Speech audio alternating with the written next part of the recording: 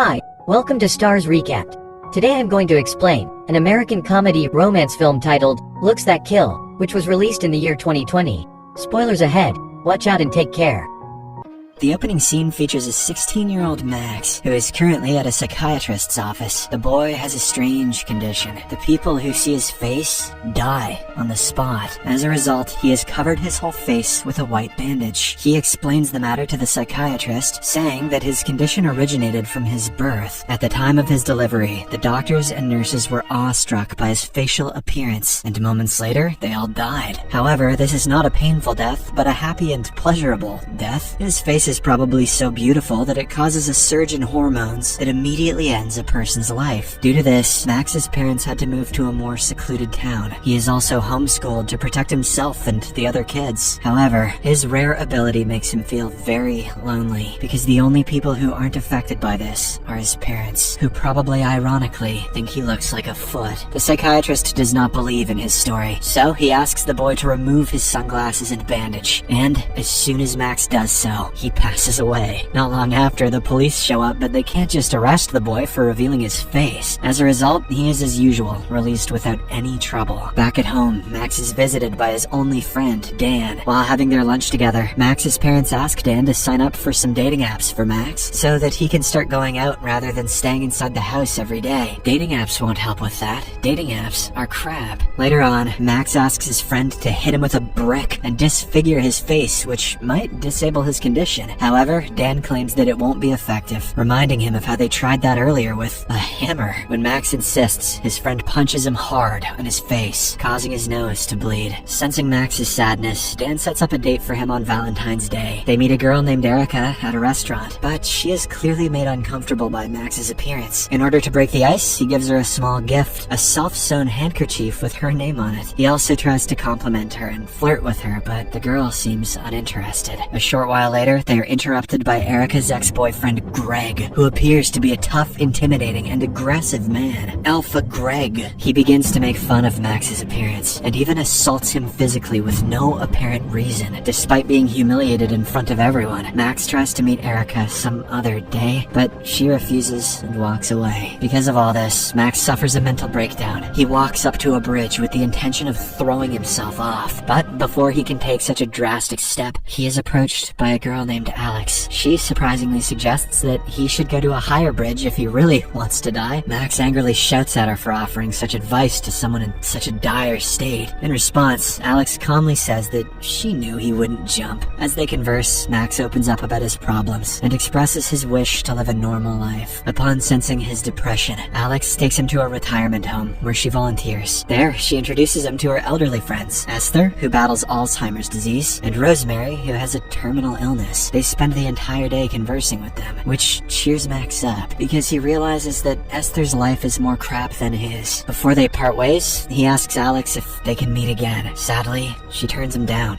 and leaves. The next day, Max confides in Dan about Alex and expresses his longing to see her again. Hearing this, Dan suggests that he go to the same spot where they first met and wait for her there. Heeding his friend's advice, Max sets out and waits for her in a bus stop near the bridge. Fortunately, he sees her again and convinces her to spend more time with him. See, if a girl turns you down, just stalk her. Following this, the duo heads to a store where they buy a lot of candy in order to fulfill one of Max's dreams of swimming in them. They then fill his bathtub with candies and sit in it. From this point onwards, the two start bonding, because if they can do something that cringe together, they can do anything. Max then shares his rare condition with her, but she doesn't seem to be affected, unlike others. In turn, Alex also reveals about her rare cardiovascular disease, in which her heart enlarges whenever she shows or feels any emotions.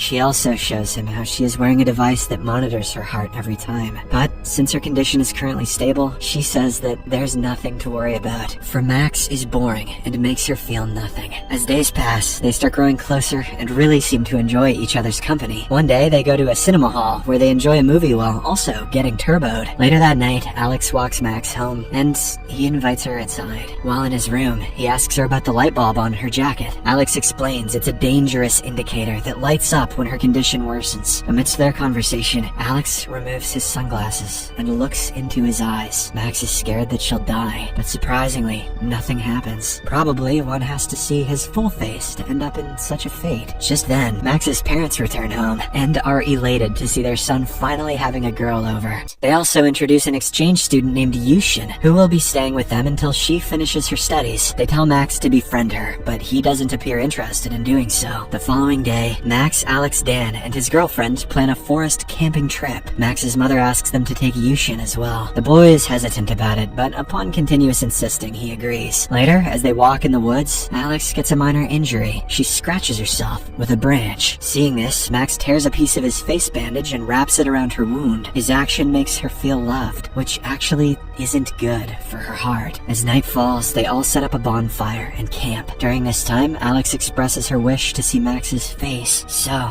he takes her under the blanket, covers her eyes with the bandage, and allows her to feel his face. The moment turns romantic, even though it's weird as shit, and they end up sharing a kiss. In the next scene, Max and Alex visit the retirement home, only to learn that Rosemary is in a critical phase of her life. Seeing the old lady suffering a lot, Alex is unable to hold in her tears, which is again bad for her health. As a result, she walks out of the room, followed by Max. Alex then reveals that Rosemary is suffering a lot, and the nursing home is trying their best to save her by putting her on several medical devices which torture her even more. Due to this, she requests him to take off his face bandage and show his face to Rosemary. In this way, the old woman will not have to suffer so much and can die peacefully. Max is initially hesitant, but after thinking it through, he agrees. Trauma or no trauma, he then goes to the wardroom and reveals his face, letting her die happily. Time passes, and the relationship between Max and Alex gets deeper and deeper. However, things eventually begin to change, as Alex stops replying to his texts and phone calls. After a few days, a concerned Max decides to go to her place. Once there, he learns that the doctor has doubled her medication dose because her heart is getting larger. Hearing this, Max blames himself because they were meeting a lot. He asks if he can do anything for her, to which she asks him to take her to a party. Obliging, Max takes her to a party where Dan is also present with his new girlfriend. At first, the atmosphere is lively as they dance and savor the moment. Soon after, the song changes to a romantic one, prompting them to start a romantic dance. This causes Alex's heart to beat very fast, which makes her feel uneasy. When she starts bleeding from her nose, she excuses herself and rushes to the bathroom. Now that Max is alone, Dan and his girlfriend join him for company. After a while, they are approached by Erica's ex-boyfriend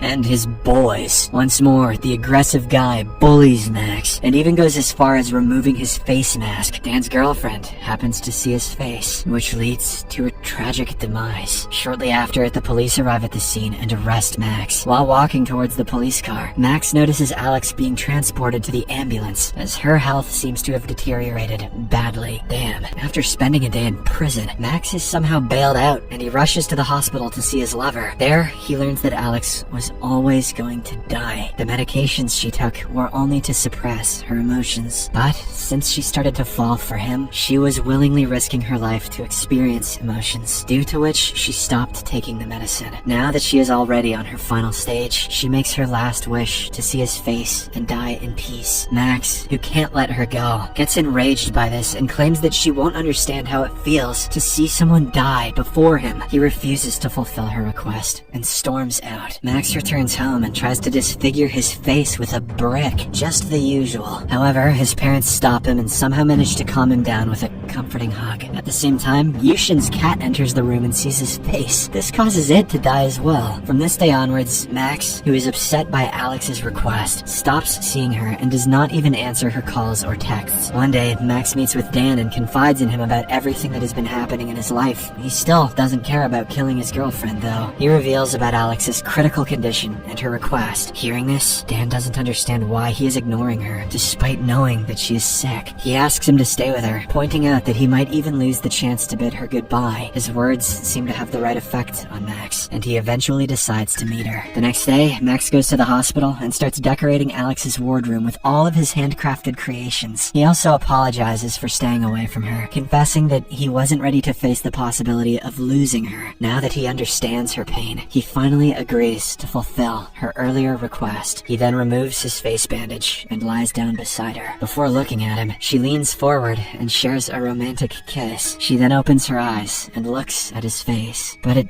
doesn't actually kill her. However, it brings her joy that has a negative impact on her heart, causing her condition to worsen. Max immediately summons the doctors, who manage to stabilize her for now. He then stays by her side throughout the night until she ultimately succumbs to her illness. In the next scene, we see the devastated Max attending Alex's funeral. Later on, he goes to the same bridge where he first met her. He has an envelope in his hand with Alex's name written on it. He then puts her favorite chocolate in it and throws it into the river. A few days later, Max's murder charges are dropped by the court, as forensic evidence proves that Dan's girlfriend died a natural death. Gradually recovering, Max's life starts to take a positive turn, and the terrible feelings slowly fade away. In order to honor Alex, he visits the retirement home from time to time and spends time with Esther. Eventually, Max finds the right way to use his unique ability. He grants euthanasia to those who request it, so they can look at his face and die happily and peacefully. This is so dark. The movie ends as Max narrates that the most important thing he learned from Alex is that his face isn't lethal to those who love him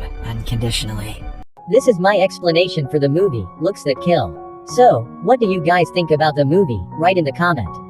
Subscribe for more videos like this, turn on the notification and leave a like to help the channel out. Thank you for watching.